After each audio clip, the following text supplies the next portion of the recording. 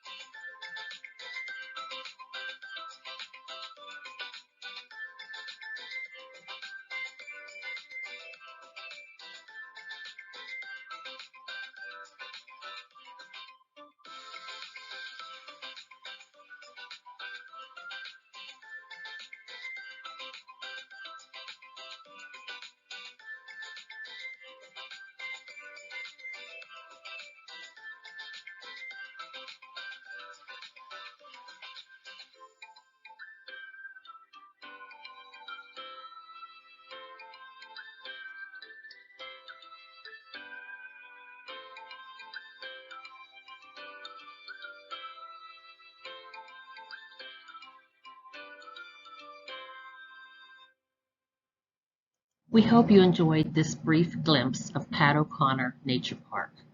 We couldn't close today without saying a special thank you to the walkers who provided the photographs that were used in the video. So to Angela, Karen, Mariah, Sonia, and Teresa, we appreciate your willingness to share. And for those watching, thank you for checking us out. Our Walking Librarian virtual walk is aired every Monday on the library's Facebook page. We hope you will join us again.